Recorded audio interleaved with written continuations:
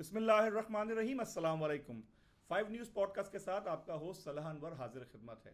آج کے ہمارے مہمان نابغہ روزگار بھی ہیں. سب سے زیادہ کہہ لیجیے کہ اس پوڈ کاسٹ کے اندر معنی خیز اور سب سے زیادہ پر اثر گفتگو کا بھی حامل انہی کو کہا جائے گا، کیونکہ ان کا جو علم و کلام ہے وہ نہ صرف پاکستان بلکہ پوری دنیا کے لیے ایک مثال ہے. حکومت پاکستان کی طرف سے ان کو چیئرمین FBR کے عہدے پہ فائز کیا گیا، اور ساتھ ہی ساتھ اپنے شعبے کے اندر مہارت ہونے کے ساتھ ساتھ یہ موجودہ حالات اور اس کے تناظر میں بھی ایک وسیع گرفت رکھتے ہیں. آئیے ان کا تعارف آپ کو کراتا ہوں. جناب شبر زیدی صاحب، السلام علیکم سر. وعلیکم السلام. ویلکم ٹو دا شو سر. خیریت سے ہیں آپ؟ اللہ کا شکر. سر سب سے پہلے تو آپ کو بہت بہت مبارکباد ہو. آج خبروں کی زینت تھا کہ پاکستان کا اسٹاف لیول معاہدہ IMF کے ساتھ دوبارہ پا گیا اور ہمیں قسط ملنے کی بھی نوید سنائی گئی. سر کچھ اظہار خیال کریں. دیکھیں، بسم اللہ الرحمن الرحیم. شکریہ نیوز چینل 5 کا انہوں نے موقع دیا. دیکھیں، بات یہ ہے کہ یہی ہماری بدقسمتی ہے کہ ہم لون کی قسط کے ملنے کو خوش قسمتی کہہ رہے ہیں. ایک قوم جو ہے، جو 25 کروڑ کی قوم ہے، اس کو $2.3 بلین کا لون ملنے کی امید ہے، مل جائے گا. اس کو ہم کہہ رہے ہیں کہ بڑی خوش قسمتی کی بات ہے کہ اب ایک آدمی میں قرضہ دینے کے لیے تیار ہو گیا. یہ ایک بدقسمتی کی اینڈ ہے. 2.3 بلین روپیز جو ہے، جو ایلون مسک کی جو ویلتھ ہے، وہ اس سے مطلب پورے پاکستان کی GDP کے آس پاس چل رہی ہوتی ہے. ٹھیک ہے، تو یہ ہماری بدقسمتی ہے کہ پاکستان میں صحیح باتیں نہیں پریزنٹ کی جاتی. ہمیں یہ لکھنا چاہیے کہ ہم بدقسمت ملک ہیں کہ جو بار بار قرض لے رہے ہیں اور ہم قرض لینے جا رہے ہیں، اور آج ہماری خوش قسمتی ہو گئی کہ ہمیں نیا قرض مل گیا. یہ ہے نا. اس کے علاوہ آپ کیا کہنا چاہ رہے ہیں؟ آپ یہ کہنا چاہ رہے ہیں کہ ہمیں قرض مل گیا، اچھی بات ہے. شبر صاحب، قوم کے لیے تو یہی ان حالات میں، قوم کے لیے کیا، ایک آدمی کو، ایک خاندان کو قرض مل جائے کہ اچھی بات ہے. یہ میں یہ پوچھ رہا ہوں آپ کو. درست فرما رہے ہیں. شبر صاحب مجھے یہ بتائیے کہ پاکستان جب وجود میں آیا جی، تو موجود پاکستان بانی پاکستان جناب قائد اعظم رحمۃ اللہ علیہ نے جو اس پاکستان کو ملک بنا کے ہم کو دیا، تو اس کا نام تھا ریپبلک آف پاکستان. اور 1956 کے آئین کے بعد اس کا نام اسلامی جمہوریہ پاکستان ہو گیا. تو کہ قائد کے ویژن کے خلاف تو کوئی نام نہیں رکھ دیا گیا اس کا؟ دیکھیں، دو باتیں ہیں، تھوڑی سی میں آپ کو کلیریفائی کر لوں. ایک تو آپ ایک تھوڑا آگے بڑھے. آپ نے کہا قائد اعظم رحمۃ اللہ علیہ، تھوڑے دن بعد آپ کہیں گے رضی اللہ تعالیٰ عنہ، یہ بھی کہہ دیں گے. ٹھیک ہے جی، خدا. تو میرا مقصد ہے لوگوں کو ایک لمٹ میں رکھیں. قائد اعظم بڑے باعزت انسان تھے، بہت بڑا ان کا رول ہے، مگر ہم اپنے القابات میں، اپنی چیزوں میں بہت آگے بڑھتے جا رہے ہیں، اور عربی کے الفاظ استعمال کر کر کے ہم یہ سمجھتے ہیں کہ ہم کسی کوئی ان کو ایک پریسٹیج دیتے ہیں. فار ایگزامپل، آپ نے شاید آج دیکھا نہیں دیکھا، کوئی TV پہ چل رہا تھا کہ جی آج کوئی ابھی 28 تاریخ کو پاکستان کی وہ ہوگی، آزادی کا جشن منایا جائے گا، کیونکہ وہ رمضان کے حساب سے. جی بالکل. آپ یہ کر لیں، کوئی حرج نہیں ہے، مگر یہ آپ کنفیوژن مزید ملٹیپلائی کر رہے ہیں، اس سے کوئی فائدہ نہیں ہوگا. ٹھیک ہے، پہلی بات. دوسری بات، یہ بات بڑی سمپل سی ہے کہ قائد اعظم محمد علی جناح جو تھے، وہ پاکستان مسلم لیگ کے صدر تھے. اور اس کے اوپر میں آپ سے کسی وقت، آج نہیں، کسی وقت اگلے پروگرام میں کبھی بحث کروں گا کہ پاکستان کس نے بنایا. اس کے اوپر میں آپ سے ایک پورا 6 گھنٹے کا پروگرام کر سکتا ہوں کہ پاکستان کس نے بنایا. ٹھیک ہے، اور پاکستان کیسے بنا. اس کے اوپر عائشہ جلال کی کتاب ہے. اس کے اوپر جسونت سنگھ نے کتاب لکھی ہے، دا پارٹیشن آف انڈیا. ٹھیک ہے. قائد اعظم اس مسلم لیگ کی تحریک کے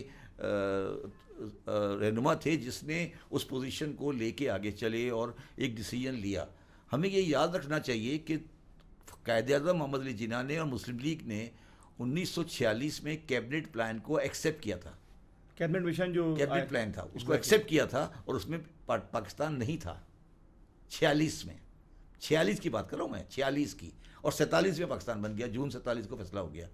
اور قائد اعظم نے یہ ایکسیپٹ کر لیا کہ ہمیں آدھا پنجاب اور آدھا بنگال ملے گا. ہوا؟ بالکل ہوا. یہ کیا تھا؟ چلے وہ الگ کہانی ہے، سے میں نے کہا میں آپ سے کسی وقت بعد میں بات کروں گا. اب آپ آ جائیں کہ اسلامک ریپبلک اور نان اسلامک ریپبلک. دیکھیں، جب یہ ملک بن گیا، ٹھیک ہے، اور قائد اعظم محمد علی جناح نے جب پاکستان بنایا تو اس کا نام تھا ریپبلک آف پاکستان. ٹھیک ہے. اچھا، اس کے بعد اس ملک میں ایک آئین نہیں آیا. آئین نہیں آیا، الیکشن نہیں ہوا. کیوں نہیں ہوا؟ آپ نے کبھی غور کیا کیوں نہیں ہوا الیکشن؟ اس لیے نہیں ہوا کہ ویسٹ پاکستانیز بنگالی کو میجورٹی دینے کو تیار نہیں تھے، اور وہ اس چکر میں تھے کہ کسی طریقے سے کوئی رستہ نکلے جس میں یہ برابری کا سلسلہ بنایا جائے. اور اس کے بعد قائد اعظم کے انتقال کے بعد اور لیاقت علی خان کے قتل کے بعد 2 بیوروکریٹس نے پاکستان پہ قبضہ کر لیا، غلام محمد اور چودھری محمد علی. بالکل ٹھیک ہے. چودھری محمد علی، غلام محمد صاحب تو ایک میرے ذاتی حساب سے وہ ایک ڈیفرنٹ ٹائپ کے آدمی تھے. وہ پیر وارث شاہ آف دیوا شریف کے مرید تھے. پتہ ہے آپ کو؟ پیر وارث شاہ آف دیوا شریف کے مرید تھے. وہ ایک الگ کہانی ہے. چودھری محمد علی نہایت اسٹرانگ مذہبی خیالات رکھتے تھے، اور انہوں نے اپنے پوزیشن ہٹنے کے بعد ایک پارٹی بنائی تھی، اس کا نام تھا نظام اسلام پارٹی، اور وہ نظام اسلام پارٹی سمیل جماعت اسلامی کا دوسرا نام تھا. تو چودھری محمد علی کے ذہن میں پاکستان کا جو نقشہ تھا، یہ چودھری محمد علی کے ذہن میں تھا، اور کسی کے ذہن میں نہیں تھا. یہ آپ یاد رکھیے گا کہ چودھری محمد علی کے ذہن میں تھا. اور میں اس کو بولتا ہوں جالندھری پاکستان. یعنی کہ پنجاب بیس پاکستان. نہیں، پنجاب تو بہت اچھی جگہ ہے بھائی. جلندھر نے 3 بڑے آدمی پیدا کیے ہیں. ایک آدمی تو میرا لیڈر ہے، 2 آدمی کو میں نہیں مانتا، وہی جلندھر ہے. دو آدمی جو ہیں، ایک ہے جنرل ضیاء الحق اور ایک ہے چودھری محمد علی. یہ تینوں جلندھری ہیں. چودھری محمد علی بھی جلندھری ہیں. اچھا ہاں سوری، ایک اور عبدالحفیظ جلندھری نہیں، اور نہیں عبدالحفیظ جلندھری. ایک اور بدترین آدمی، بدترین کہنا چاہیے اس کو، اور اس نے بڑی نقصان پہنچایا پاکستان کو، جسٹس انوار الحق. تو یہ جو جلندھری پاکستان ہے نا، جلندھری پاکستان کو پاکستان نہیں سمجھے، یہ جلندھری پاکستان ہے. یہ پاکستان نہیں ہے. پاکستان ہمارے بڑوں نے بنایا تھا، جنہوں نے 1946 میں، دیکھیں ٹرائی ٹو انڈرسٹینڈ، 1946 میں الیکشن ہوا. اس الیکشن میں یہ ڈیسائیڈ ہوا کہ مسلم لیگ مسلمانوں کی جماعت ہے یا نہیں ہے. ٹھیک ہے. جو صوبے آج پاکستان کا حصہ نہیں ہیں، انہوں نے ساری سیٹیں مسلمانوں کو دیں. اور جو آج پاکستان، اچھا ایسٹ پاکستان نے دی، بنگال نے دی. جنہوں نے نہیں دی وہ کون ہے؟ پنجاب فرنٹیئر. پنجاب میں گورنمنٹ بنی 46 کے بعد یونینسٹ کی، فرنٹیئر میں گورنمنٹ بنی کانگریس کی. Sindh was the only province, Sindh میں برابر آ گیا، اور سندھ میں ٹاس ہوا. تو جو آج پاکستان ہے، یہ 46 کی ووٹنگ میں پاکستان نہیں تھا. پاکستان ان لوگوں نے ان لوگوں کو دیا ہے جو وہاں رہتے تھے. یہ ان کو یہ بات سمجھ آ گئی نا کس دن، جلندھریوں کو یہ سمجھ آئے گا کہ ہم کیا کہہ رہے ہیں، میں کیا کہہ رہا ہوں، کہ پاکستان بنایا کس نے. چودھری محمد علی صاحب کی کبھی ہسٹری پڑھیے گا آپ. ان کے بیٹے میرے بڑے قریبی دوست تھے، بڑی عزت احترام تھی ان کا. خالد انور صاحب، ان کا بھی انتقال ہوا ہے پچھلے ہفتے. تو چودھری محمد علی صاحب ایک سوچ رکھتے تھے، غلط یا صحیح ان کی رائٹ تھی، جس سے میں ٹوٹلی ڈس ایگری کرتا ہوں. اور انہوں نے اس کو اسلامک ریپبلک آف پاکستان بنا دیا. اچھا اب اس کی کہانی اس سے آگے چلیں. 1956 کا آئین بن گیا. اس آئین کو لکھنے والے کا آدمی کا نام تھا اے کے بروہی. اے کے بروہی صاحب نے وہ آئین لکھا تھا. لکھنے کے بعد اے کے بروہی صاحب نے اس آئین کی ایک کمنٹری لکھی. اس کمنٹری کا نام ہے fundamental of laws of Pakistan. اتنی موٹی کتاب ہے. ٹھیک ہے.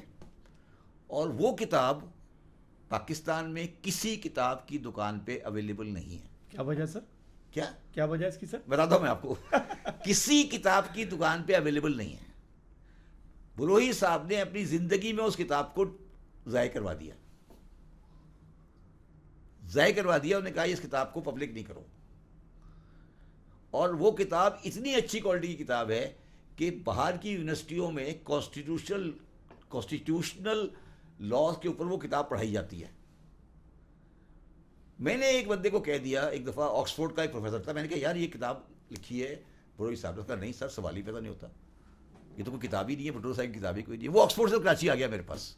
اس نے مجھے کہا سر آپ کہہ رہے ہیں کتاب لکھی ہے، میں نے اس کو کتاب دکھا دی، میرے پاس ہے کتاب. وہ میں نے کہا یہ کہاں سے آئی؟ مجھے پوچھ لگا یہ کہاں سے آئی؟ میں نے کہا جی میں نے پاکستان لا ہاؤس سے خریدی ہے. اس نے مجھے کہا کہ اس نے کسی ایک کی کتاب لے کے فوٹو کاپی کرائی ہوئی بائنڈنگ بنائی ہے یہ. میں نے وہ پاکستان لا ہاؤس سے 2 کتابیں خریدی اور ایک بزنس ریکارڈر کے وامق صاحب کو دے دی, ایک میں نے خود رکھ لی. بروہی صاحب کی جو بہن تھی وہ قائم علی شاہ صاحب کی بیوی تھی. ان کا بیٹا اسد علی شاہ میرے ساتھ پڑھتا ہے, میرے ساتھ یہ کیا تھا اس نے. میں نے اس کو فون کیا, میں نے کہا یار اسد تمہارے ماموں نے یہ کتاب لکھی ہے, اس کی لڑکی ہے شاید بروہی صاحب کی, اس سے پتہ کرو. اس نے کہا جی ہاں ابا نے کتاب لکھی تھی مگر کہا تھا کہ اس کو دفاع کرو. ٹھیک ہے, اچھا سنیں, اب سنیں بات پوری سنیں, پھر آپ کو سمجھ آئے گی پاکستان کا مطلب کیا.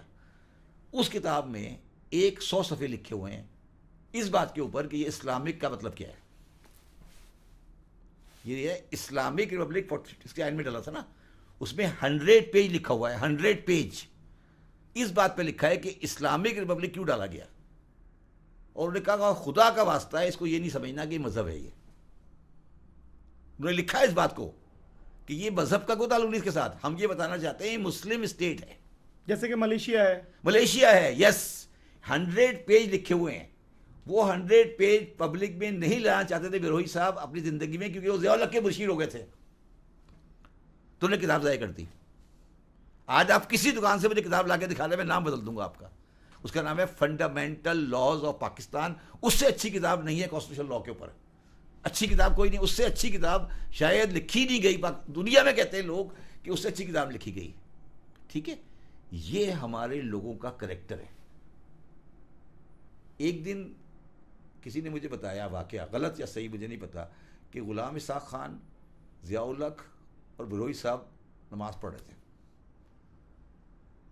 تو ضیاء الحق اور غلام اسحاق خان نماز پڑھ کے اٹھ گئے, سجدہ سے اٹھ گئے.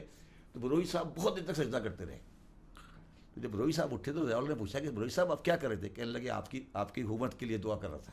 تو سر آپ کس دنیا میں بیٹھے ہو یار, تم لوگوں کو کیا ہے, تم کیا باتیں کرو میرے ساتھ, اس کے اوپر تو میں تمہارے ساتھ 100 گھنٹے گفتگو کر سکتا ہوں. سر پاکستان کے اندر ہم دیکھتے ہیں کہ مختلف شعبہ جات ہیں, مختلف سیگمنٹس ہیں, اور ہر شعبہ اس بات آپ کو میں یہ کہہ رہا ہوں کہ آپ لوگوں کو کہیں کہ فنڈامنٹل لاز آف پاکستان کتاب پڑھ لیں, پھر آپ اسلامک ریپبلک کی بات کر لیں میرے ساتھ آ کے. رائٹ سر ہم آپ سے یہ گزارش کرنا چاہ رہے تھے کہ پاکستان کے اندر مختلف سیگمنٹس کے لوگ ہیں, مختلف طبقہ فکر کے لوگ ہیں. ہر طبقہ فکر یہ بات کہتا ہے کہ پاکستان کا اصل وارث وہی ہے, پاکستان کو صحیح سے اون وہی کرتا ہے. در حقیقت پاکستان کے اصل وارثین ہیں کون؟ پاکستان کس کی حرمت ہے, اور کس کے لیے دراصل پاکستان کو ہم کہہ سکتے ہیں کہ اس کے بانیان ہیں یا اس کی حرمت ولاج کے؟ پاکستان سندھ اور پنجاب کے جاگیرداروں کے اور ان لوگوں کے جنہوں نے لون لیے ہوئے تھے ہندوؤں سے, ان کی سیکورٹی کے لیے بنایا گیا تھا. یہ تو آج آپ بہت بڑا راز افشاں کر رہے ہیں سر. راز کیا مطلب, راز کیا, یہ پوائنٹ آف ویو ہے, راز کی کیا بات ہے؟ اس کی کوئی دلیل ہے آپ کے پاس؟ دلیل یہ ہے کہ 1947 میں 74% of the property of Lahore was owned by Hindus. آج لاہور میں ایک بھی ہندو نہیں رہتا, ایک بھی گھر نہیں ہے. میں نے ساری زندگی اس گھر میں گزاری ہے جو ہندو چھوڑ کے گیا تھا. لاہور کے تو ہندو کرشن نگر, دھرم پورا. میں یہ کہہ رہا ہوں میرے پاس آج بھی میری ریڈنگ ٹیبل جو ہے نا, ریڈنگ ٹیبل آج 2025 میں جو آج میرے پاس ریڈنگ ٹیبل ہے وہ ریڈنگ ٹیبل ہے جو ہمارے اس ہندو کو چھوڑ کے گیا تھا, جو 47 میں وہ گھر چھوڑ کے گیا تھا. وہ ہمارے پاس ریڈنگ ٹیبل ہے, آج بھی ہے. تھی اب وہ ہم نے بھیج دیا گھر, وہ ریڈنگ ٹیبل آج بھی ہمارے پاس.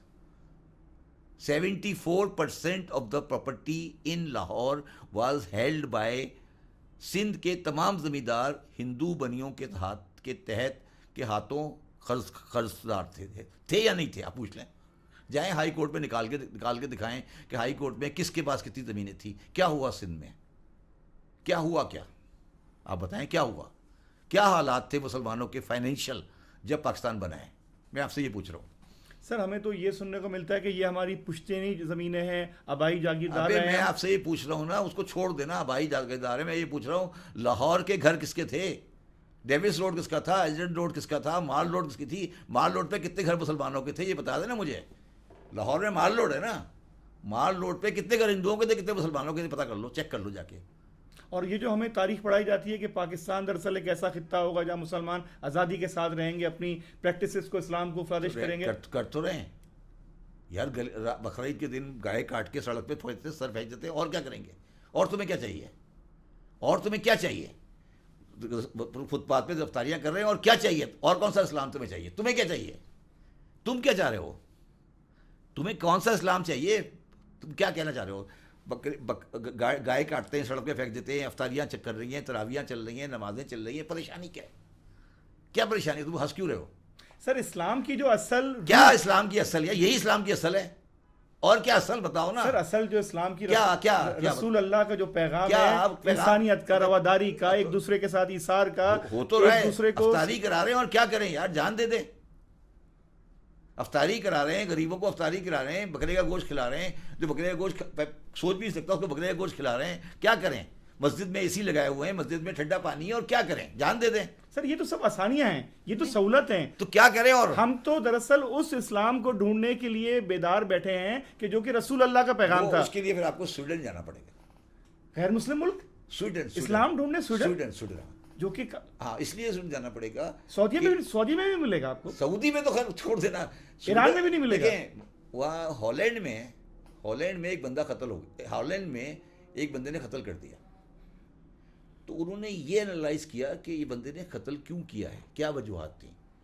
اور آپ کو پتہ ہے ہالینڈ میں جیلیں توڑی جا رہی ہیں کہ مجرم نہیں ہے. پتہ ہے آپ کو یہ بات؟ وہاں جیلیں توڑی جا رہی ہیں کہ مجرم ہی نہیں ہے، خالی پڑی رہتی ہیں. ہمارے یہاں بندے کے سعودی عرب میں ٹکا ٹک گردنیں کاٹ رہے ہیں. تو تم کس دنیا میں رہ رہے ہو؟ سر یہ تو قرآن کا قانون ہے. کیا کہ جب کوئی شخص جرم کا مرتکب ہوتا ہے تو پھر اس کے لحاظ سے قرآن کے اصول کے مطابق چوری کا ہاتھ کاٹا جاتا ہے، اور قرآن و حدیث پہ عمل کرایا. کتنے ہاتھ کاٹے تھے رسول اللہ علیہ وسلم نے؟ بتاؤ، لسٹ بتاؤ ذرا، مجھے نکال کے بتاؤ لسٹ. مجھے رسول اللہ صلی اللہ علیہ وسلم کی زندگی میں ایک آدمی بتا دو، ایک آدمی جس کو زنا کی سنسار کیا گیا ہو. اگر ہے تو مجھے بتا دو. یعنی کہ آپ یہ کہتے ہیں رسول اللہ کے دور میں نہ تو کسی کو سنسار کیا میں گیا. آپ سے یہ پوچھ رہا ہوں کہ میں نہیں کہہ رہا، آپ بتاؤ نا. تم تو اسلامی سزاؤں کے ماننے والوں، تم مجھے بتا دو کہ یہ آدمی رسول اللہ صلی اللہ علیہ وسلم نے سنسار کیا اسلامی سزا کے بنیاد پہ. رسول اللہ کو گواہی مل گئی، اس کو سنسار کر دیا کہ زنا کر رہا تھا. کوئی ہے؟ یعنی کہ ایسی کوئی روایت ہم کو یا کوئی واقعہ ہم کو کتاب میں نہیں ملتا. اگر ہے تو وہ خود آ کے اس نے کہا.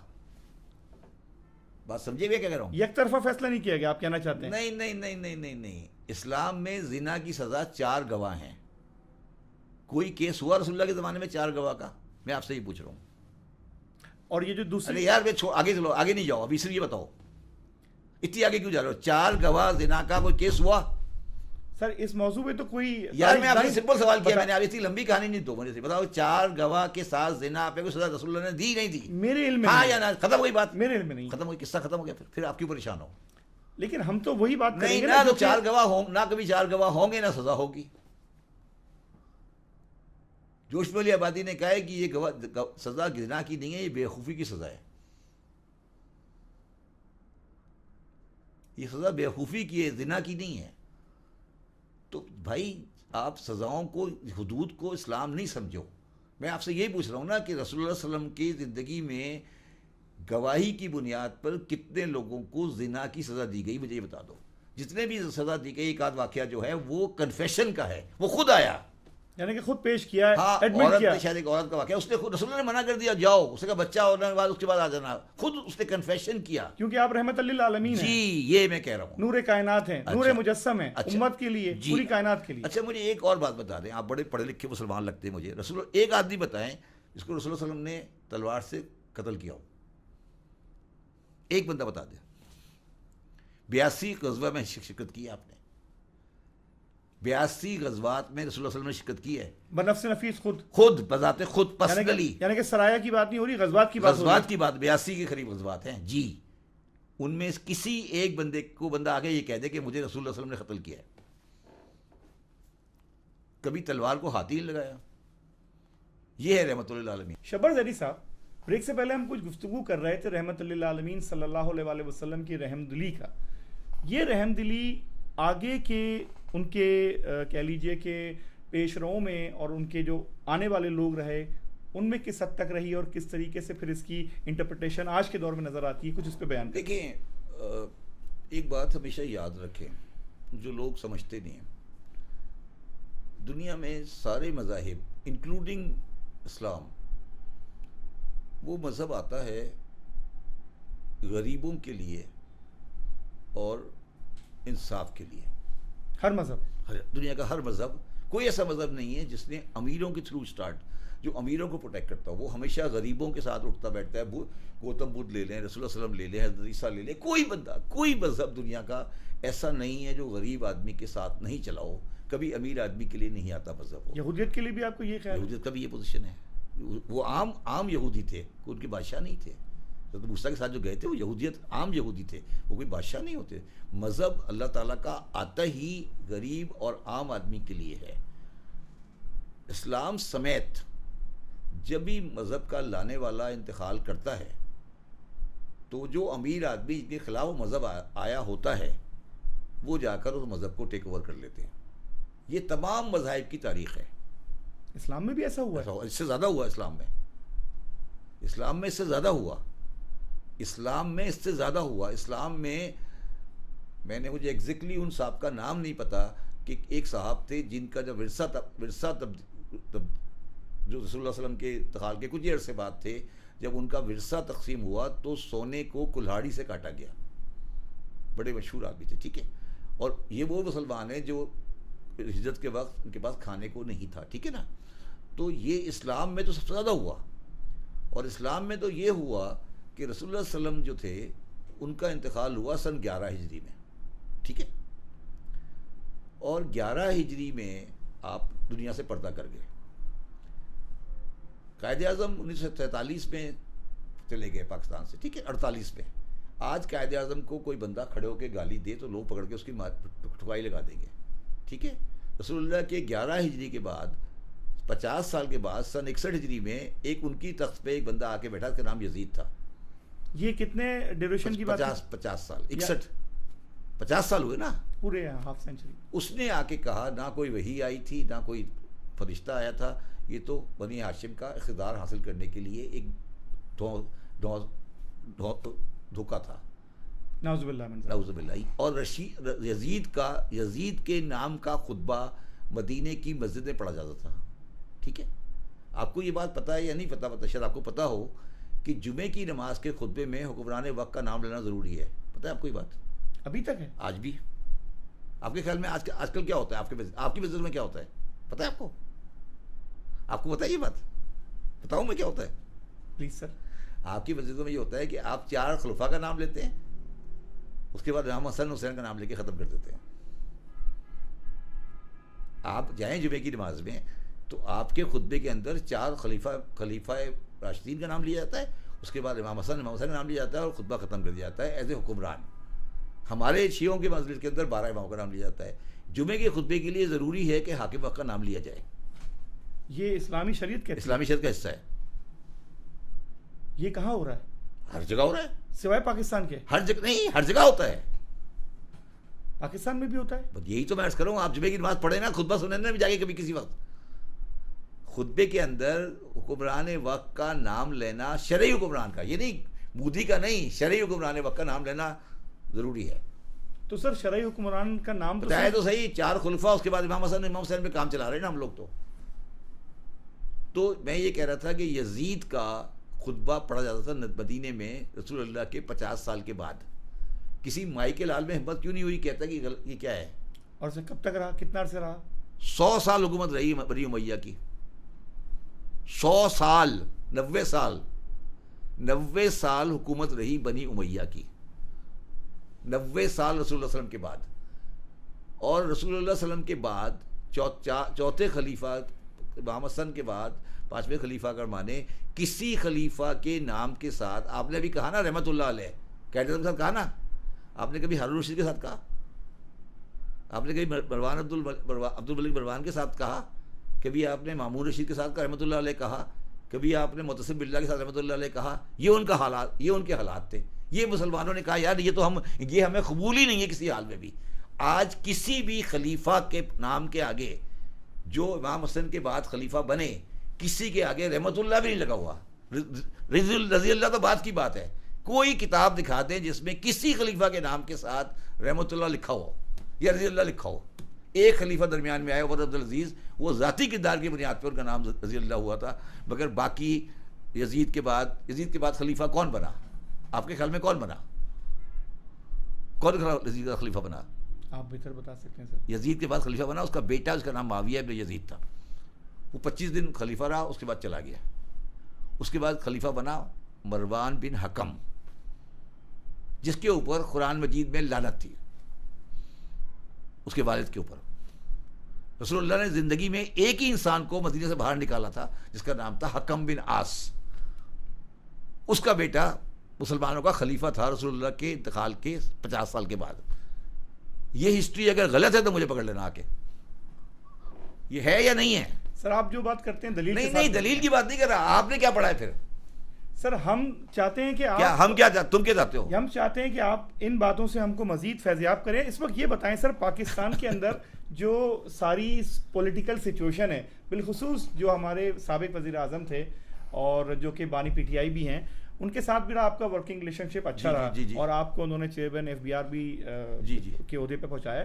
سر مگر آپ کو جب اس منصب پہ بٹھایا گیا تو آپ نے اپنے طور سے بے حد کوشش کی کہ کچھ اصلاحات لائیں, مگر آپ کو اپوزیشن بھی سب سے زیادہ ان کی جماعت کی طرف سے آئی. جب آپ نے خیبر پختونخوا ٹبیکو کے حوالے سے کام لیا, جب آپ نے کوشش کی کہ ٹیکس اصلاحات امپوز کی جائیں, تو کہتے ہیں کہ کسی ملتان کے بڑے جاگیردار. تو یہ معاملات سر آپ نے کیسے بیئر کیے, کس طرح ان بحرانوں سے باہر آیا؟ نہیں, میں نے بحران سے باہر نہیں آیا, میں ان کو کہتا تھا. آپ نے سیٹ ہی کو نہیں میں نے ان کو کہا, دیکھیں انہوں نے ہمیشہ کہا کہ میں تمہارے ساتھ ہوں, مگر وہ اپنے لوگوں کو کنٹرول نہیں کر سکے نا. دیکھو میری بات سمجھو, ایک بات کو سمجھو,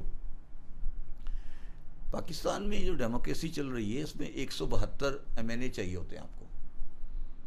وہ MNA الیکٹ ہو کے آ جاتا ہے پارٹی کے ٹکٹ پر, عمران خان کے ووٹ لے کے آ جاتا ہے, عمران خان کے بلے کے ساتھ وہ الیکٹ ہو کے آ جاتا ہے, مگر اسمبلی میں آنے کے بعد وہ پھر اپنی بات کرنا شروع کر دیتا ہے. اور یہ پاکستان کی بڑی بدقسمتی رہی ہے. یہ فارورڈ بلاک بنتے ہیں, پھر آپ نے لا بنایا کہ آپ پارٹی نہیں چینج کر سکتے, یہ نہیں کر سکتے. تو وہ ڈیموکریسی کی جو ایشوز ہے نا, تو کیا ہوا, پرویز خٹک عمران خان کا پارٹی کا نہیں تھا کیا؟ خاص بندے تھے, وہی کہہ رہا ہوں نا آپ کو, میں وہی کہہ رہا ہوں نا آپ کو. تو یہ جو ہمارا ڈیموکریٹک سسٹم ہے نا, اس کے اندر بہت بڑے بڑے ایررز آ گئے ہیں. عمران خان صاحب اب دوبارہ آ جائیں, اگر آ گئے پھر وہ 172 MNA آگے پیچھے ہو جائیں گے. کوئی امید ہے سر آنے کی؟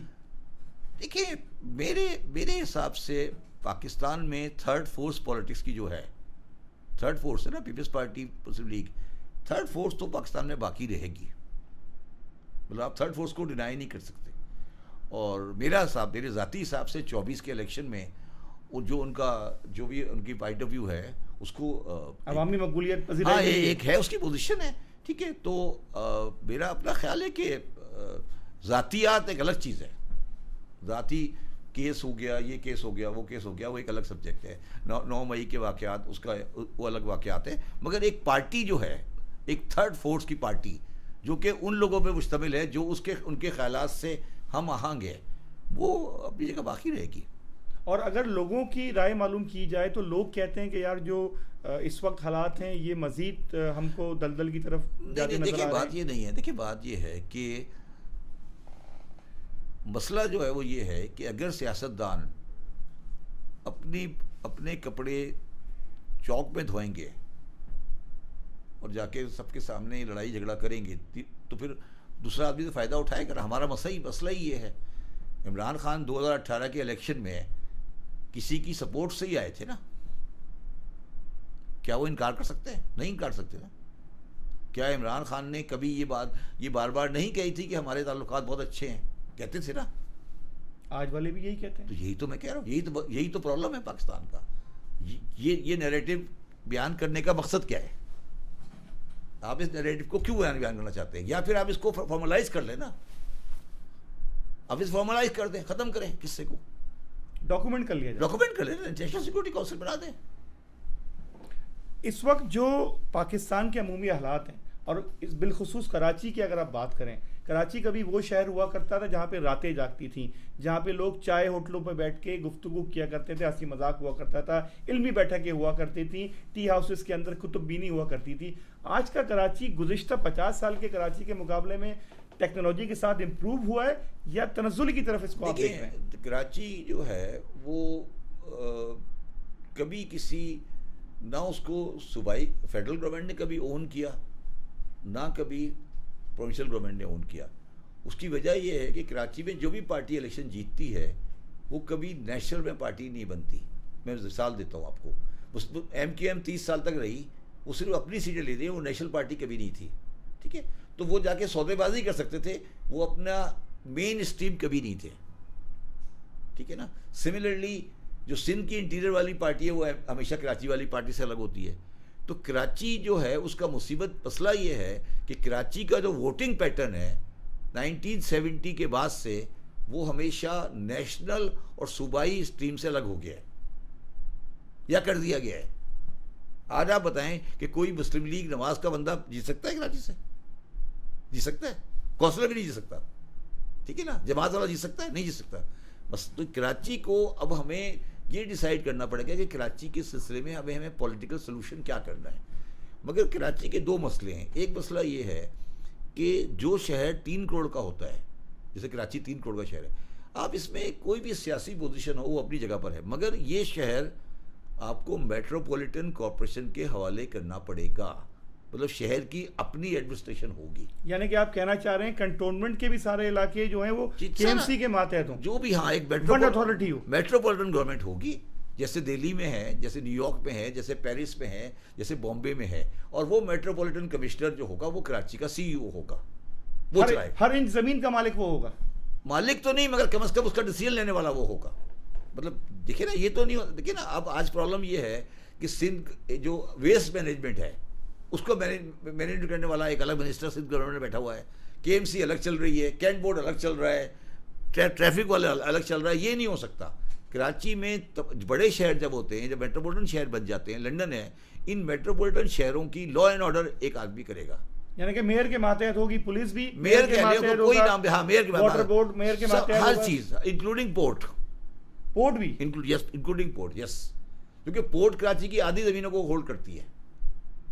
کراچی میں بہت بڑی تعداد پورٹ کے پاس ہے. مطلب نیو یارک کی جو پورٹ اتھارٹی ہے وہ نیو یارک کے آدھے شہر کو چلاتی ہے, اور اس کا مالک میئر ہوتا ہے. میئر مطلب اس کی ایڈمنسٹریشن منتظم جو ہے, ہاں, منتظم جو ہے. تو آپ کو ایک بورڈ بنانا پڑے گا جو کراچی کو چلائے گا, سیاسی ہو غیر سیاسی ہو. آپ یہ نہیں کر سکتے کہ ادھر ایک ویسٹ کو کوئی اور ڈیل کر رہا ہے, بجلی کو کوئی اور ڈیل کر رہا ہے, ادھر کوئی اور کر رہا ہے. جو کچھ بھی آپ کریں گے وہ ایک 1 یونٹ میں کریں گے. اب دہلی میں کیا ہوتا ہے, دہلی کا ایک چیف منسٹر ہے, وہ سی ای او, ہر چیز دہلی کا وہ کرتا ہے, ختم ہو گئی بات. بامبے کا ایک چیف کمشنر ہے, ختم. یہ آپ کو کرنا پڑے گا. یہ صحیح لاہور بھی کرنا پڑے گا, یہ پنڈی بھی کرنا پڑے گا. جب ایک آبادی کسی بھی شہر کی 1 کروڑ 2 کروڑ سے اوپر ہوتی ہے تو کرنا پڑتا ہے. سر کراچی کی اگر ہم تاریخ کا کچھ مطالعہ کریں, بلکہ آپ اس پہ زیادہ بہتر گرفت بھی رکھتے ہیں اور معلومات بھی رکھتے ہیں, کراچی کسی زمانے میں کہتے ہیں کہ بلوچستان حکومت کے ماتحت تخانف قلات سے اس کا تعلق تھا, یہاں پہ وہاں سے ٹیکس وصولی یہاں ہوا کرتی تھی. کیا یہ بات درست ہے؟ دیکھیں, یعنی کہ ان کا کوتوال یہاں سے ٹیکس کلیکٹ کر کے میری جو اسٹڈی یہ کہتی ہے کہ جو سندھ کی باؤنڈری ہے between Sindh and Karachi, Sindh and Balochistan, وہ باؤنڈری ملیر ریور ہے. بالکل درست فرما رہے ہیں, ایسا ہی ہے. ملیر ریور کے اس سائڈ والا علاقہ سندھ کا ہے, اس سائڈ والا علاقہ بلوچستان کا ہے. ٹھیک ہے. اور یہ علاقہ جو آج کراچی ہے یہ کسی زمانے میں خان خلات کے انڈر میں ہوتا تھا, اس پہ کوئی ڈسپیوٹ نہیں ہے, اور تالپوروں نے اس کو بعد میں دیا. تو یہ کراچی کے 2 ایشوز ہیں, ایک تو وہ تالپوروں کا علاقہ تھا, دوسرا کراچی کا جو پورٹ ہے, جو کراچی کا پورٹ ہے, جو کے پی ٹی کراچی پورٹ کہتے ہیں, یہ جو پورٹ ہے اس کا کوئی تعلق نہ بلوچوں سے ہے اور نہ سندھیوں سے ہے. یہ پورٹ ہندوؤں نے بنایا تھا. ایک ہندو تھا جس نے یہ پورٹ بنایا تھا ہب کے پاس. وہاں سے جب پانی آ گیا تو اس کو یہاں موو کر کے یہاں لے کر آیا تھا. اس کا کوئی تعلق نہ بلوچستان سے ہے نہ اس کا کوئی تعلق سندھ سے ہے. وہ جو لوگ تھے وہ ہندو تھا, ایک ہوتمل نام تھا شاید اس کا, یہ اس کا بنایا ہوا پورٹ ہے. اس کے ساتھ پھر آبادی آ گئی, جو آبادی کراچی کے اندر ایک قلعہ ہوتا تھا, اس قلعے کے اندر 2 دروازے ہوتے تھے, میٹھا در کھارا در کی بات کر رہے ہیں. جو میٹھا در تھا وہ لیاری کی طرف کھلتا تھا, اور جو کھارا در ہے وہ سمندر کی طرف کھلتا تھا, اس لیے وہ کھارا پانی تھا, یہ میٹھا پانی تھا. یہ کراچی کی ہسٹری ہے. اور پھر خان خلات کے شاید بھائی نے تالپوروں کا بندہ مار دیا تھا، تو اس چکر میں خان خلات نے یہ شہر جو تھا وہ تالپوروں کے حوالے کر دیا. سر کراچی میں اس وقت کراچی ٹیکنیکلی اسپیکنگ سندھ کا حصہ نہیں ہے. سر ایک بہت بڑا اس وقت ویکیوم کراچی میں ہمیں نظر آتا ہے. میں آپ سے ایک اور سوال کرتا ہوں. جو ملیر میں لوگ رہتے ہیں ان کا کیا کاسٹ ہے؟ نام سنا ہے آپ نے کبھی؟ جوکھیو.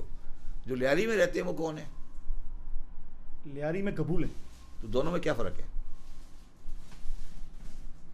Gabol are Baloch and Jokhio are Sindhi. Yes, that is a difference. بہت بڑا ڈفرینس ہے دونوں کے اندر. ملیر ریور کا ڈفرینس بہت بڑا ہے. Malir river was a boundary between the Sindh and Punjab میرے حساب سے، میرے ذاتی حساب سے. اور یہ جوکھیو آپ دیکھیں جب آپ ملیر ریور کراس کریں گے نا، آپ اگر آپ اس کو ٹریول کریں نا، تو جیسے ہی آپ ملیر ریور کراس کریں گے آپ کو ہریالی نظر آئے گی. بالکل. کیوں نظر آتی ہے ہریالی؟ وہ الگ علاقہ ہے، یہ الگ علاقہ ہے. یہ تو پورٹ بنائی گئی تھی، اس کا کوئی تعلق اس سینس میں سٹی کے ساتھ نہیں ہے. اس کا کوئی تعلق انٹیریئر سندھ سے اس سینس میں نہیں ہے جس سینس سے انٹیریئر سندھ کو اس کو ملایا جاتا ہے. Right sir. سر کراچی میں اس وقت بڑا ویکیوم نظر آتا ہے، سیاسی خلا ہے. اس خلا کو بھرنے کے لیے بڑی لوگ شور کر رہے ہیں. کبھی مہاجر قومی موومنٹ کے سربراہ باقاعدہ طور پہ احتجاج کرتے ہیں، پھر جیل بھی چلے جاتے ہیں. جماعت اسلامی کے حافظ نعیم صاحب تھے، وہ بڑے احتجاج دھرنے دیا کرتے تھے. اور اس وقت ایم کیو ایم پاکستان بھی بڑا اس پہ آواز بلند کرتی نظر آ رہی ہے. لیکن حقیقی معنوں میں کراچی کو دوبارہ سے اس کا لیڈر، اس کا رہنما مل سکے گا؟ یہ ایم کیو ایم والے اور جماعت اسلامی والے یہ چلے ہوئے کارتوس ہیں، ان کی کوئی حیثیت نہیں. حافظ نعیم صاحب 50,000 بندہ اکٹھا کر کے دکھا دیں مجھے. دونوں میں سے کوئی ایک آدمی 10,000 بندہ اکٹھا کر کے دکھا دے، 5,000 کر کے دکھا دیں مجھے. یہ دونوں چلے ہوئے کارتوس ہیں، ان کا کوئی تعلق نہیں ہے کراچی کی پولیٹکس سے. ان کا کوئی تعلق نہیں ہے، کوئی ذرہ برابر تعلق نہیں ہے. ریئل پولیٹکس سے یہ دونوں آؤٹ ہیں. یہ صرف اخباروں کی حد تک ہے، بیانوں کی حد تک ہے، بینر کی حد تک ہے، بس.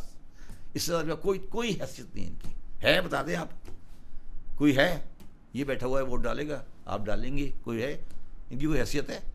وہ کبھی حافظ نعیم صاحب کبھی کشمیر کی طرف چل دیتے ہیں، کبھی اس طرف چل دیتے ہیں، کبھی ادھر طرف چل دیتے ہیں. جا کے وہ بندہ گر گیا، اس کے اندر وہ ٹینکر میں مر گیا، اس کی نماز جنازہ جماعت نے آرگنائز کر دی. یہ اسی کام کے لیے رہ گئے. وہ کون بنے گا کراچی کی آواز؟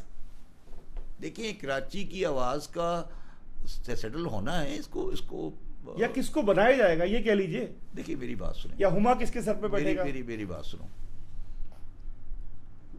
تمہاری ایج کمپیریٹیولی کم ہے. یہ شاید بندہ جو بیٹھا ہوا آپ کے سامنے، اس کی ایج تھوڑی زیادہ ہو.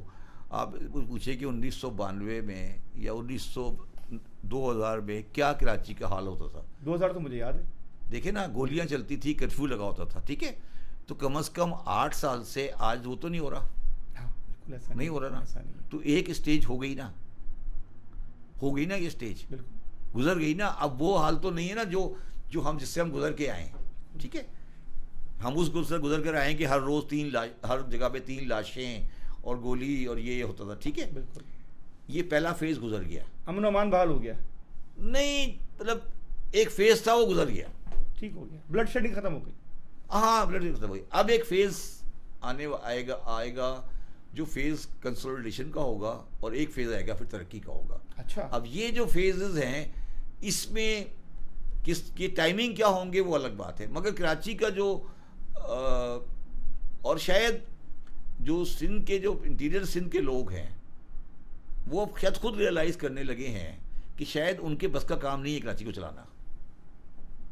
چیف منسٹر صاحب کو خود اندازہ ہے کہ ان کی بس کا کام نہیں ہے یہ. انہیں کراچی کے لوگوں کو انوالو کرنا پڑے گا. انہوں نے میئرشپ لے کے دیکھ لی، کچھ نکلا نہیں. لیکن میئرشپ ہے نا ان کے پاس، بالکل ہے. کیا کیا ہوا؟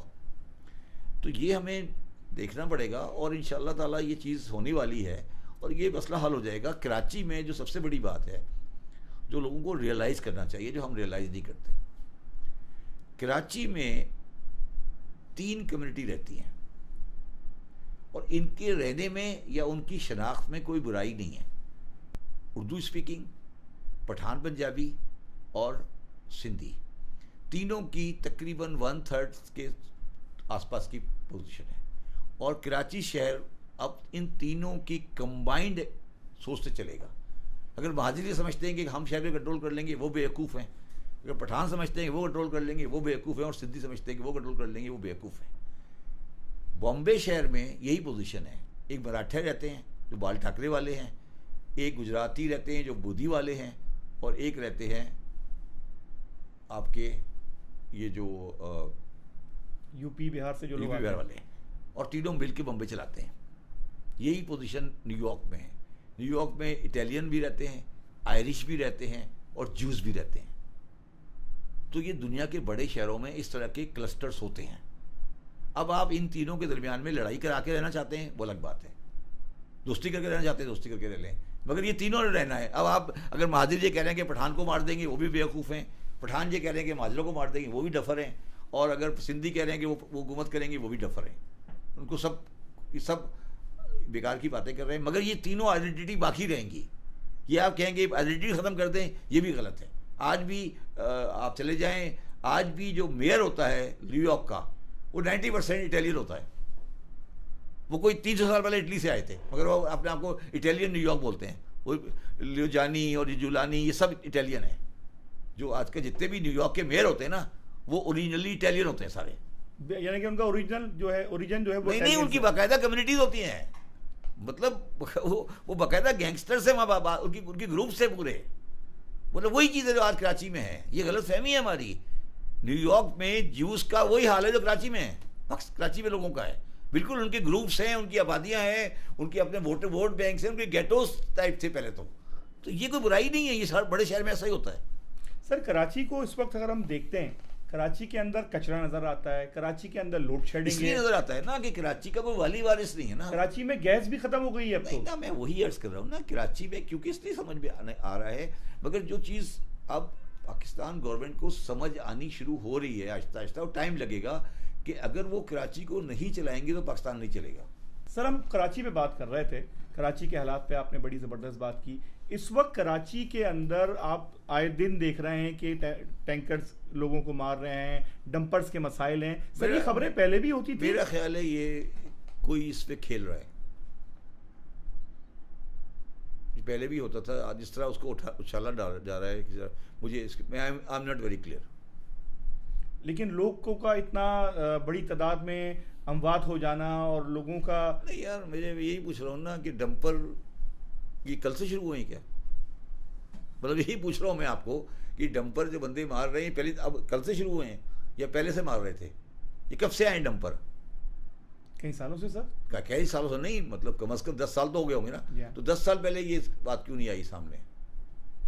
اور اکثر جو لوگ جو شہید ہو جاتے ہیں ان کے گھر والے بھی کسی کمپنسیشن کے منتظر رہتے ہیں، اور جو لوگ مارتے ہیں نہ وہ کراچیائٹ ہوتے ہیں نہ ان کے پاس لائسنس ہوتے ہیں. اس موضوع پہ آپ کی کیا رائے ہے؟ دیکھیے یہ تو جو لوگ ڈمپر یہ جو چلاتے ہیں، ڈمپر والے جو لوگ ہیں اور یہ جو باہر سے آتے ہیں جو بیٹھے ہوئے ہیں، جو فرنٹی افغانی ٹائپ لوگ افغانی ہیں اور یہ لوگ ہیں، یہ ان کو آپ کو گریجولی سسٹم میں لانا پڑے گا، ٹھیک ہے. اور مگر ہمارا پرابلم یہ ہے کہ ہمارا جو میڈیا ہے خاص طور پہ وہ ان کو گلیمرائز کرتا ہے. آپ نے کبھی 5-10 سال پہلے یہ بڑے بڑے بالوں والے پٹھان دیکھے تھے؟ یہ کہاں سے آئی یہ چیز؟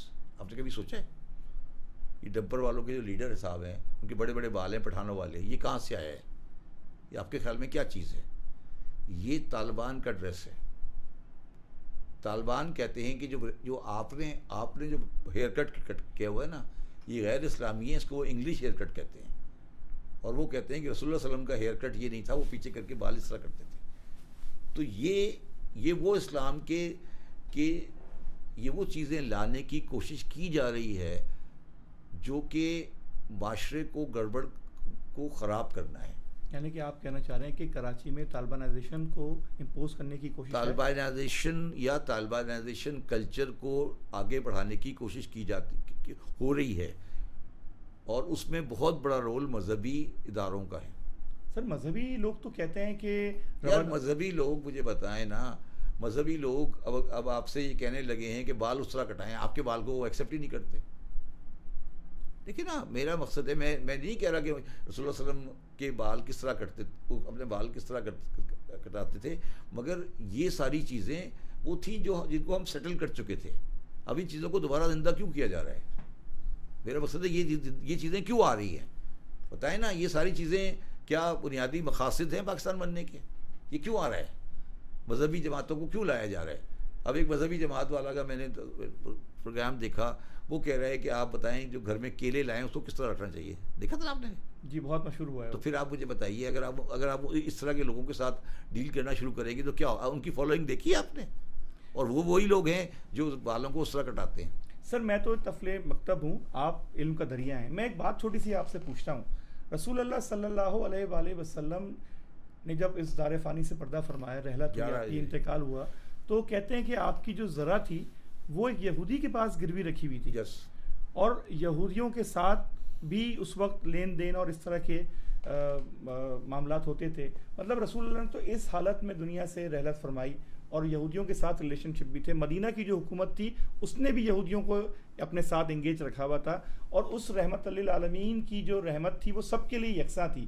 اس کا ہمیں اتنا فقدان کیوں نظر آتا ہے اس موجودہ دور حکومت یا اس موجودہ دور اسلام میں؟ اس لیے نظر آتا ہے بالخصوص پاکستان میں. دیکھیں اس لیے نظر آتا ہے کہ جو نالائق آدمی ہوتا ہے نا، نالائق، وہ کمپٹیشن سے ڈرتا ہے. کیونکہ مسلمان بحیثیت قوم نالائق ہو چکے ہیں تو وہ چاہتے ہیں کہ ہمارے معاشرے میں کوئی قابل آدمی رہے ہی نہیں، اس کے ہمارے علاوہ کوئی ہو ہی نہیں. رسول اللہ علیہ وسلم تو ایک بہت بڑے انسان تھے نا، تو ان کو کوئی پریشانی نہیں تھی نا کہ میرے سامنے کون رہ رہا ہے. ہم سارے ہیں نالائق. اب ہم نے کہا یار کوئی پڑھا لکھا یہودی آ گیا، پڑھا لکھا عیسائی آ گیا، اس نے کوئی اچھی بات کر دی تو ہمارا کیا بنے گا؟ انہوں نے کہا یار ان کو فارغ کرو. یہ ایک بنیادی کانسیپٹ ہے. اور یہ آپ نے مجھ سے پہلا سوال کیا تھا نا کہ پاکستان کیوں بنایا تھا اور یہ بنایا تھا، یہ جب کبھی آپ بات کریں گے میں آپ کو بتاؤں گا کہ یہ کیوں. میں نے آپ کو کیا کہا، کیوں یہ جو جاگیرداروں نے کیوں ہندو کو فارغ کیا؟ انہیں قرضے لیے ہوئے تھے. اب انہوں نے کہا ہندو تو میری ایسی تیسی پھیر دے گا، تو انہوں نے کہا یار ان کو فارغ کرو. یہی ہوا ہے نا. تو یہ جو بھی انسان کمپٹیشن سے ڈرے گا وہ ہمیشہ مذہبی، لسانی اور قومیت کی بنیاد پر لوگوں کو الگ کر دے گا. سر قرآن کو پڑھنا اور قرآن کا مطالعہ کرنا ہر مسلمان کا ذوق و شوق بھی ہے اور فرض بھی ہے، لیکن قرآن کو سمجھنے کے لیے ہم اتنی جو تشریحات اور اس کی کہہ لیجئے کہ ڈیٹیل میں جانے کے لیے کسی نہ کسی کے پاس جاتے ہیں. تو کیا آپ کو لگتا ہے کہ کوئی ایک تشریح، کوئی ایک تفسیر ایسی ہے جو سب کو ایک پیج پہ لے کے آ جائے، پوری امت کو؟ دیکھیں قرآن میں 6666 آیتیں ہیں، اور میں نے یہ کام شروع کیا ہوا ہے اور وہ کسی وقت میں کمپلیٹ نہیں کر سکا، وہ درمیان میں رکا ہوا ہے. میں نے وہ آیتیں لے کر اس کے نیچے تمام مستند تفسیروں کا ترجمہ لکھ دیا ہے. ماشاءاللہ. شاید کوئی 15 پارے ہو چکے ہیں. ترجمہ ہے، تفسیر نہیں ہے، ترجمہ صرف ہے.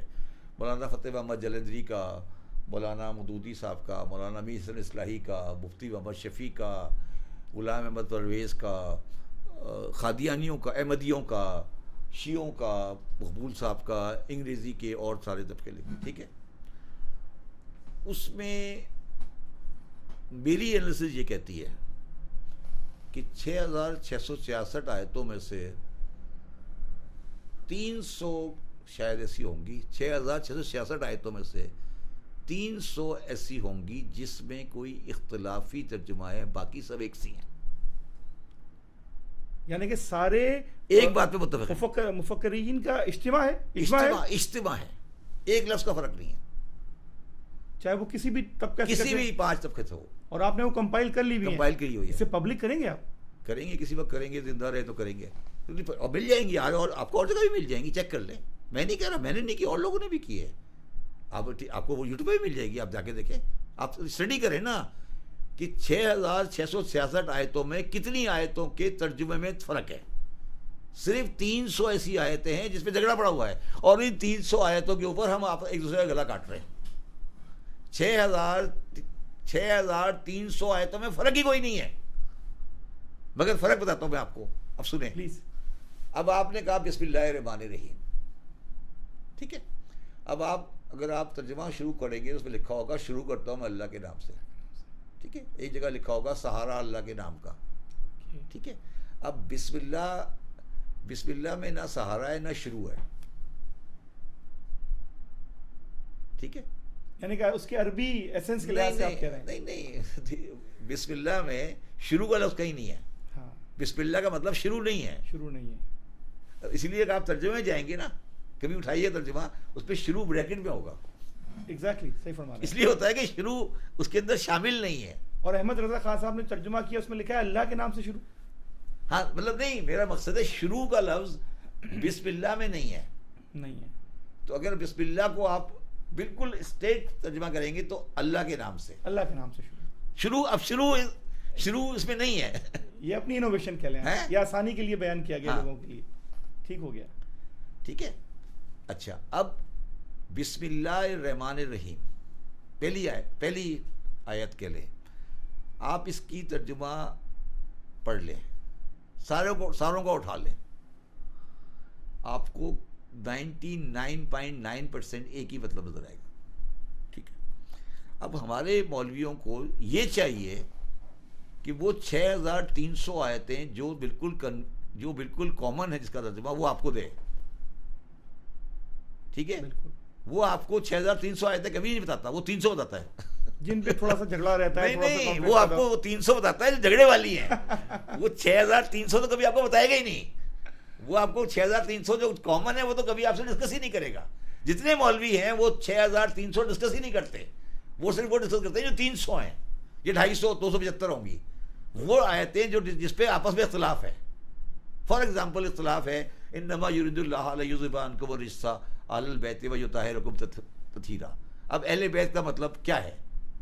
ہم لوگ کہتے ہیں کہ اس میں اولاد ہے، بیویاں شامل نہیں ہیں، آپ لوگ کہتے ہیں بیویاں بھی شامل ہیں۔ اب اس پہ جھگڑا کریں گے، وہ یہ آیت کے اوپر ہم سب ایسی کی تیسی کر رہے ہوں ایک دوسرے کی، ٹھیک ہے، اس آیت پہ لگے ہوں گے، باقی 6300 آیتوں کے بارے میں گفتگو ہی کوئی نہیں ہوتی۔ اچھا، وہ جو 6300 آیتیں ہیں جی، وہ معاشرتی زندگی، طرز زندگی، اخلاقیات، مذہب کے حوالے سے، یار قرآن ہے بھائی، ہر چیز ہے اس میں، یعنی کہ جنرل ٹاک ہے، ہر چیز ہے اس پہ، ہر چیز ہے، آداب زندگی کہہ لیجئے، آداب زندگی ہر چیز ہے نا یار، جو بھی قرآن مجید تو وہ کتاب ہے جو آخر تک ضابطہ حیات ہے، ہر چیز ہے نا، جو بھی ہے سب کچھ ہے، مگر اس کتاب میں جو اس 6300 میں جو لکھا ہوا ہے اس پہ کوئی اختلاف ہی نہیں ہے۔ مودودی بھی وہی کہہ رہے ہیں، شیعہ بھی وہی کہہ رہے ہیں، احمدی بھی وہی کہہ رہے ہیں، جو سب یہ کہ کہہ رہے ہیں، مگر وہ تو آیا تھا آپ نے ڈسکس ہی نہیں کرنی نا، وہ کیوں ڈسکس کریں گے؟ سر آپ نے ذکر کیا احمدی جماعت کا، جی، جو کہ اس وقت آئین پاکستان کے مطابق غیر مسلم کہلاتی ہے، اور ان کو جو ہے نہ تو عبادت گاہ بنانے کی، نہ میرے حساب سے وہ مسلمان نہیں ہیں،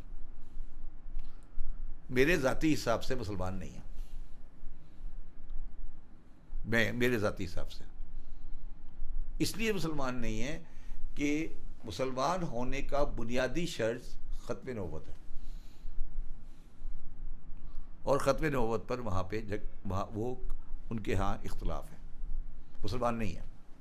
قانون پاکستان بھی یہ کہتا ہے کیا کہ وہ غیر مسلم ہے، یس، بھٹو صاحب کے جو بھی ہے، مطلب میں بھٹو صاحب پہ نہیں جا رہا، میں بھٹو صاحب پہ نہیں جا رہا، میں نے بہت پڑھا ہے ان کی چیزوں کو۔ شاید آپ کو یہ بات پتہ ہے کہ وہ اوریجنلی اکاؤنٹنٹ تھے؟ نہیں سر، وہ جو صاحب تھے وہ پہلے وہ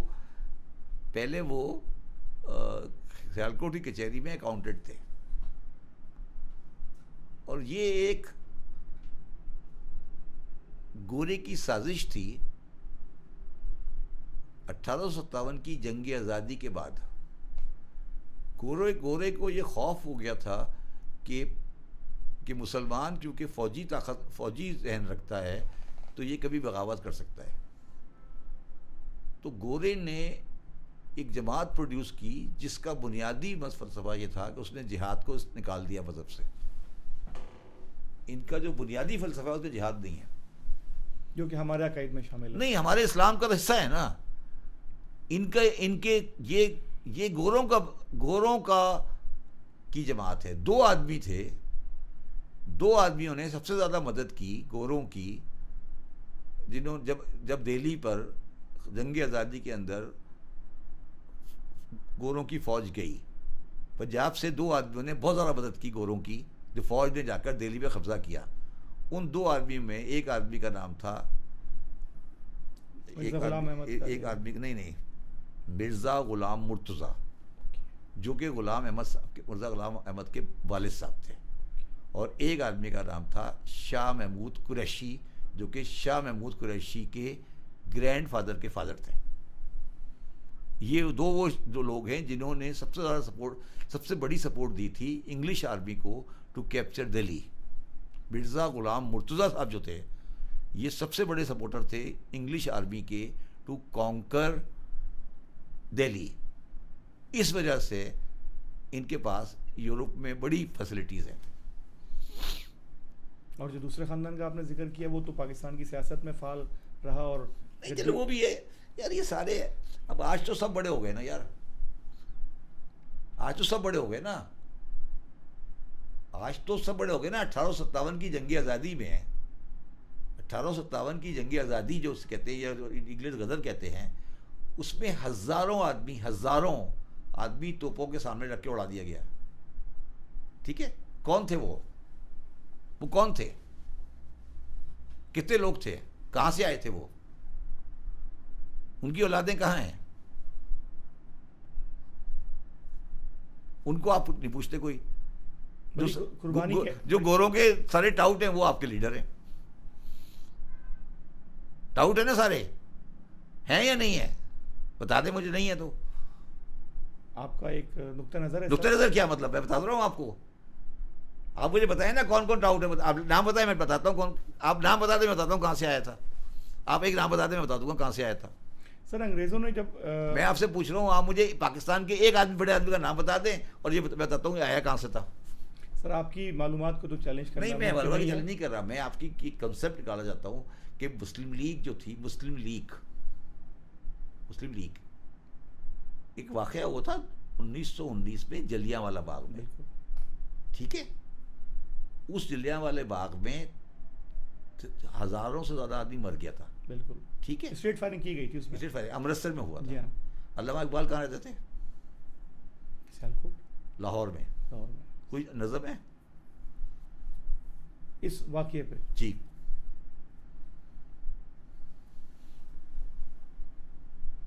جواب دینا مجھے. میرے علم میں نہیں ہے سر. نہیں علم میں نہیں ہے, بتاؤ نا ذرا, سوال جواب دو نا کہ علامہ اقبال کی کوئی نظم ہے. پاکستان بنانے والوں میں کتنے سر تھے؟ سر عبداللہ ہارون, سب سر تھے نا. یعنی کہ آپ کہنا چاہ رہے ہیں کہ سب خطابات انگریز کی طرف سے جن کو دیے گئے بھائی, یہ انگریزوں کی پارٹی تھی, اور جو اصل آپ کے مطابق شہید تھے وہ کہیں نہیں ہیں. جنہوں نے انگریزوں سے لڑائی, شہید کہہ لیں, جنہوں نے انگریزوں سے لڑائی لی, غلط یا صحیح, مزاحمت کی, لڑائی کی, غلط یا صحیح, وہ تو پاکستان کی تاریخ میں ہے ہی نہیں نا. وہ تو نہیں ہے نا. کہاں ہے بتائیں, ایک آدمی بتا دیں مجھے کوئی. یہ سارے سر تھے نا, قائد اعظم محمد علی جناح تو ایک دن بھی جیل نہیں گئے نا کبھی. وہ تو ان کی دور اندیشی اور سیاسی فہم تھا. یہ تو آپ کی میں اس پہ آپ سے کسی الگ پروگرام کروں گا. ٹھیک ہے نا. تو لیاقت علی خان بھی نواب تھے, ناظم الدین بھی سر تھے, سارے ہی سر تھے نا. کون سر محمد یامین صاحب بھی سر تھے, نواب اسماعیل خان بھی سر تھے, کون نہیں تھا بتایا نا مجھے. آغا خان بھی یہ تھے. تو سارا, میں یہ نہیں کہہ رہا اچھے یا برے لوگ نہیں تھے, میں یہ کہہ رہا ہوں they were closer to Europe to Britishers. Right sir. یعنی کہ آپ کے کہنا یہ کہ جو اصل پس پردہ جو آپ یہ کہہ رہے ہیں کہ نہرو اور گاندھی, ابوالکلام آزاد بیوقوف سے جو جیل چلے گئے, جناح صاحب عقلمند تھے جو جیل نہیں گئے, یہ کہہ رہے ہو.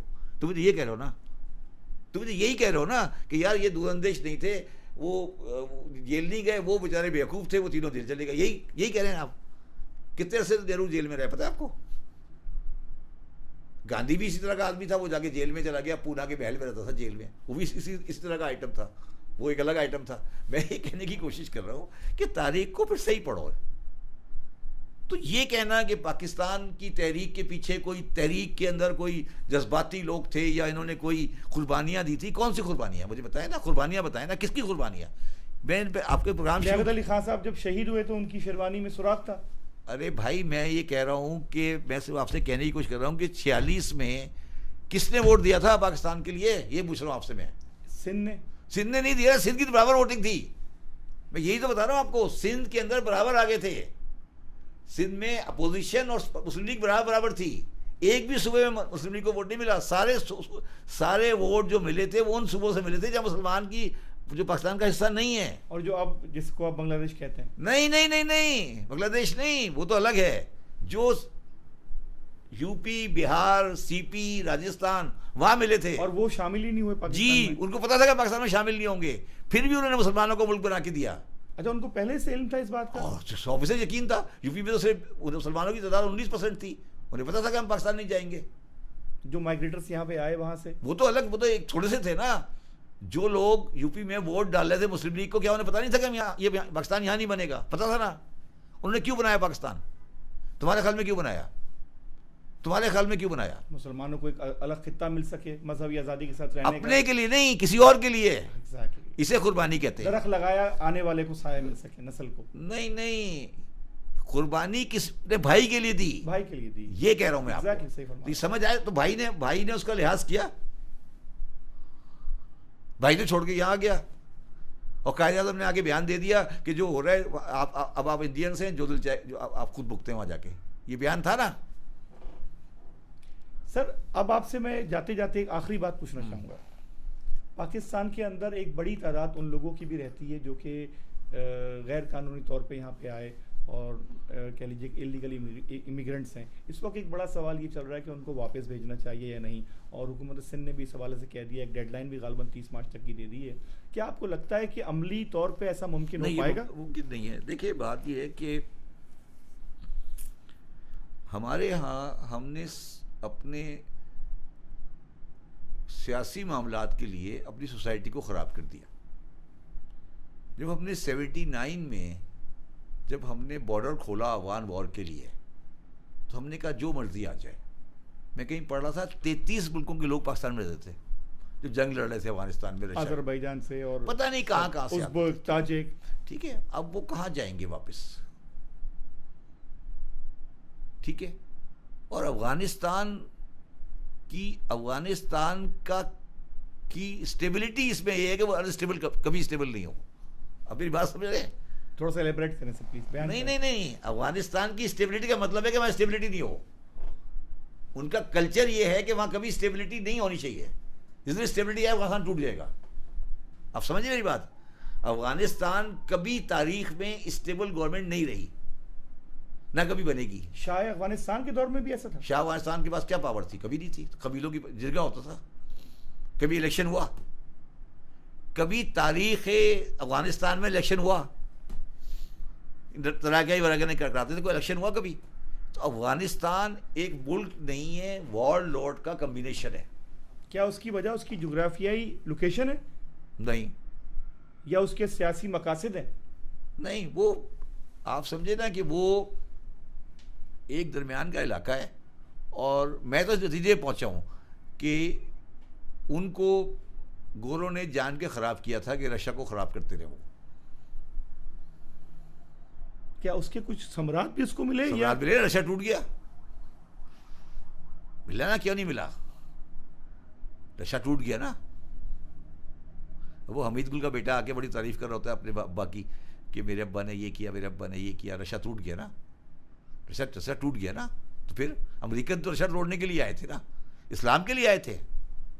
ہمیں تو یہاں پہ یہی بتایا گیا. اب پھر کیا ہوا؟ آپ بتائیں نا. نہیں، آپ کو بتایا گیا، آپ پڑھے لکھے آدمی ہو، تو آپ نے کیا کہا؟ جہاد افغانستان ہی ہوا نا. جہاں پہ کلچر ڈیولپ ہوا اور مدرسے کھلے اور پھر اب تو بیچارہ صرف حافظ نہیں رہ گیا نا بیچارہ، اور تو کسی کے پاس نہیں ہے نا. کوئی ہے ابھی جہاد افغانستان والا رہ گیا؟ کوئی بتائیں. کوئی نظر آتا ہے آپ کو؟ کوئی نظر آ رہا ہے جہاد افغانستان والا؟ کہاں گئے سارے؟ سمیع الحق بھی مارے گئے، ان کا بیٹا بھی مارا گیا. کیا ہو رہا ہے؟ یہ سب ہو رہا ہے نا. دیکھیں، افسوس کی بات یہ نہیں ہے. افسوس کی بات یہ ہے کہ ایک مولانا مارا گیا پشاور میں، اس کا نام تھا منیر شاکر. کب کی بات ہے سر؟ ہاں ریسنٹ پاس کا ابھی ریسنٹلی ریسنٹ پاس میں نے بڑے بڑے بہت بڑے ناسبی دیکھے ہیں زندگی میں, سنے ہیں. ناسبی وہ لوگ ہوتے ہیں جو حضرت علی اور امام حسین کو غلط کہتے ہیں. میں نے اس دن اس کی بات سن کے حیران رہ گیا جو اس نے بیان دیا. اس نے پہلے کہا یزید رحمۃ اللہ علیہ, شروع وہ اس پہ ہوا. اس کے بعد اس نے کہا کہ میرے حساب سے حضرت علی حضرت عثمان کے قاتل تھے. میں یہ سوچ رہا تھا, حضرت علی نے تو اپنے دونوں بیٹوں کو ان کی سنے تو حفاظت صحیح, میں معمور میں کیا. یہ کہہ رہا ہوں, نہیں میں یہ سوچ رہا بلوائیوں کے سامنے میں یہ سوچ رہا تھا کہ 2025 میں ایک بندہ یہ کہہ رہا ہے, ایک بندہ کہہ رہا ہے نا 2025 میں کہہ رہا ہے نا, اس نے کہا پبلکلی کہا نا, تو کبھی سوچو کہ سن 40 ہجری میں کیا ہوتا ہوگا. نہ میڈیا تھا اس وقت, نہ کسی طرح کی کوئی تو کمیونیکیشن. کس طرح کی زندگی ہمارے لوگوں نے گزاری ہے جس کے بعد بھی وہ زندہ ہیں, کہ کس طرح کے لوگ پیدا ہوئے جو 25 میں آ کے بھی انسان نہیں بنے. آج وہ کہہ رہا ہے پبلکلی, مطلب 25 میں آ کر 2025 میں یزید رحمۃ اللہ علیہ کہہ رہا ہے. چلے ٹھیک ہے یار آپ کے, مگر آپ پبلک ڈسکورس میں کہہ رہے ہو نہیں, اور یہ کہہ لو یزید رحمۃ اللہ کہہ دو, مجھے کوئی اعتراض نہیں ہے. وہ یہ کہہ رہا ہے کہ حضرت علی عثمان کے قاتل تھے. اب میں آپ کی بات سے ڈس ایگری اور ایگری کر سکتا ہوں, مگر یہ بات ریئلائز مسلمانوں کو کرنی چاہیے کہ حضرت علی مسلمانوں کے متفقہ خلیفہ ہیں. تو اگر وہ اس کی بات صحیح ہے تو ایک قاتل خلیفہ تھا, یہ کہہ رہے ہیں آپ. شبر زری صاحب کی یہ پرمغز گفتگو, یہ فیض کا دریا اور یہ علم پہ گرفت یقینی طور پہ ایک نشست کی متحمل نہیں ہو سکتی. شبر زری صاحب کے ساتھ ہم یہ گفتگو مزید آگے بڑھائیں گے اپنی اگلی نشست میں, لیکن آج کے لیے ہم ان سے اجازت چاہیں گے.